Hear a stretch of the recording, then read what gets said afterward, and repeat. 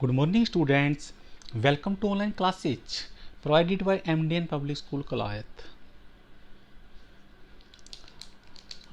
जैसे कि हमने फाइनेंशियल बजट के 5 लेक्चर पढ़े हैं, आज हम उसका 6th लेक्चर में पढ़ेंगे कि फाइनेंशियल बजट का क्या महत्व है।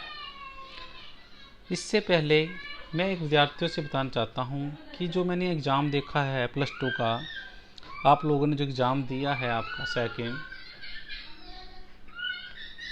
पब्लिक एडमिनिस्ट्रेशन का, उसमें कुछ स्टूडेंट्स ही नहीं, बहुत कम स्टूडेंट्स एग्ज़ाम दे रहे हैं +2 में। अगर किसी विद्यार्थी को कोई प्रॉब्लम है तो आप स्कूल के नंबर से बात कर लें, मेरा नंबर लें, जैसे भी कोई प्रॉब्लम दिखती तब डिस्कस करें। या पढ़ना चाहते, आप तैयारी भी नहीं कर रहे, बेटा ये समय पढ़ाई करने का है। बहुत विद्यार्थी आपसे आगे निकल जाएंगे, क्यों बहुत सारे विद्यार्थी घर पर पढ़ते हैं, तो आप विद्यार्थी सभी भी पढ़ें घर पे। आज हम पढ़ेंगे बजट का महत्व, इम्पोर्टेंस ऑफ द बजट। आधुनिक युग में सभी प्रकार के राज्यों के लिए बजट का एक विशिष्ट महत्व है। इसे लोक प्रशासन का एक महत्वपूर्ण यंत्र भी कहा जाता है। इसके अभाव में सार्वजनिक कल्याण की पूर्ति नहीं हो सकती। लोकतंत्र में तो इसकी महत्ता और अधिक बढ़ जाती है। वास्तव में आधुनिक युग राज्य का हस्तक्षेप जीवन के प्रत्येक क्षेत्र में हो गया है। यही कारण है कि आधुनिक युग में सरकार के कार्यों में अत्यधिक वृद्धि हो गई है। इन्हीं कार्यों को पूरा करने के लिए तथा नई योजनाओं को संचालन के लिए वित्त की आवश्यकता होती है। वित्त के अभाव में सरकार की कोई भी योजना पूरी नहीं हो सकती। सरकार बजट की सहायता से अपना समस्त काम करती है तथा आय के भिन्न भिन्न स्रोतों का अधिकतम उपयोग करती है। अतः प्रशासन में बजट के महत्व को निम्नलिखित बिंदुओं में देखा जा सकता है। फर्स्ट पॉइंट है बेटा, प्रशासन के यंत्र के रूप में क्या है। जो प्रशासन है हमारा, उसका यंत्र के रूप में क्या है, किसी भी देश के शासन के गठन, संचालन एवं कार्य प्रणाली को, किसी भी देश के शासन, गठन व संचालन कार्य प्रणाली को बजट बहुत अधिक प्रभावित करता है। सरकार अपनी नीतियों, कार्यक्रमों को निर्धारित करते समय अपनी वित्तीय स्थिति के अनुसार ही निर्णय लेती है। जैसे सरकार कई बार वित्तीय साधनों के न होने के कारण या कम होने के कारण कई प्रकार के पदों पर नियुक्तियां नहीं करती तथा सरकारी संगठन में विभागीय परिवर्तन करती है और शासन संचालन करते समय मितव्ययता के सिद्धांत को सम्मुख भी रखती है। अब आता है नियोजन के आधार पर।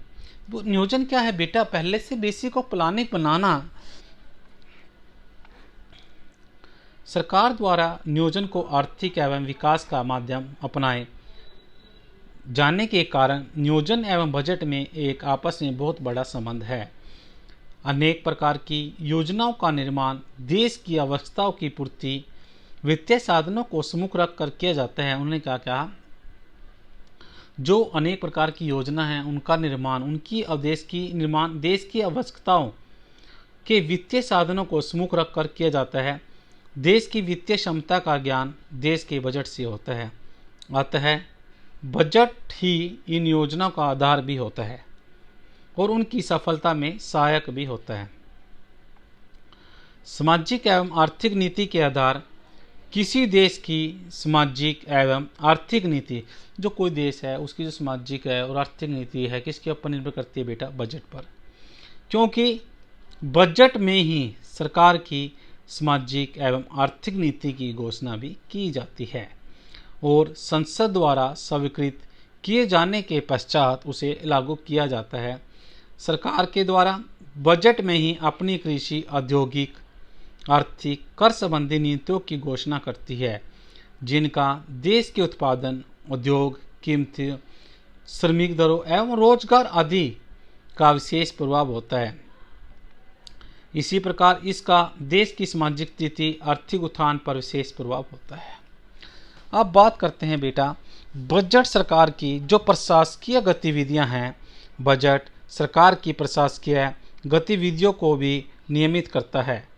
बजट द्वारा प्रत्येक वित्तीय वर्ष के होने से पहले ही आय और व्यय को नियमित कर दिया जाता है। फलतः सरकार जो सरकार है हमारी, इसी निश्चित प्रक्रिया के अनुसार वर्ष भर अपनी प्रशासकीय गतिविधियों को नियमित रूप से संबंधित भी रहती है। अब है नियंत्रण का साधन। बजट सार्वजनिक धन है उस पर नियंत्रण का एक सबसे महत्वपूर्ण उपकरण है, क्योंकि जो सार्वजनिक धन पर नियंत्रण करके, जो सार्वजनिक धन है बेटा उसके ऊपर कंट्रोल करके, नियंत्रण करके विधानमंडल कार्यपालिका पर नियंत्रण रख सकता है। बजट अधिवेशन में विधानमंडल के सदस्य भिन्न भिन्न विभागों के, बजट क्या करता है, विधानमंडल में सदस्य भिन्न भिन्न विभागों के मंत्रियों से उनकी वित्तीय नीति संबंधी अनेक प्रश्न पूछते हैं और उनकी यदि किसी नीति को वे गलत समझे, अगर उनकी कोई नीति अगर वे उसको गलत समझे तो उनकी वो क्या करते हैं बेटा, आलोचना भी करते हैं।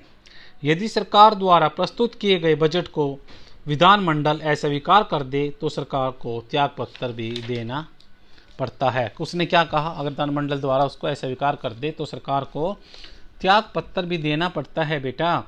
इस प्रकार स्पष्ट है कि विधानमंडल की पूर्वनीति के बिना न तो कोई कर एकत्र किया जा सकता और न ही विधानमंडल के पूर्वानुमोदन के बिना कोई व्यय किया जाता है। बजट के माध्यम से विधानपालिका कार्यपालिका पर महत्वपूर्ण नियंत्रण भी रखती है।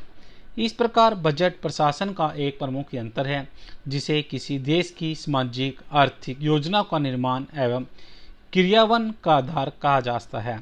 यह सरकार की जो वित्तीय नीतियों पर संसदीय नियंत्रण का भी एक प्रभावकारी साधन है।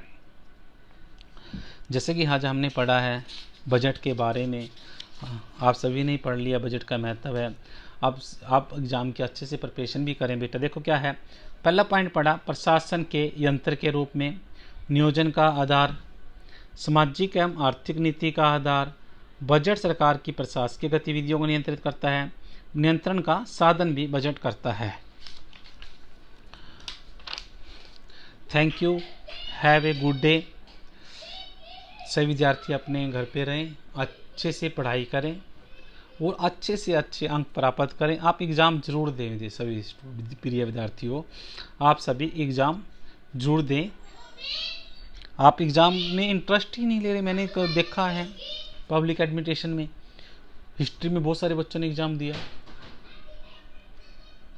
तो आप भी इसके सिलेबस को पढ़ें। जैसा कि आपको पता है आपका नेक्स्ट टेस्ट पब्लिक एड का 5 डेट को है, 5 डेट यानी कि फ्राइडे को है।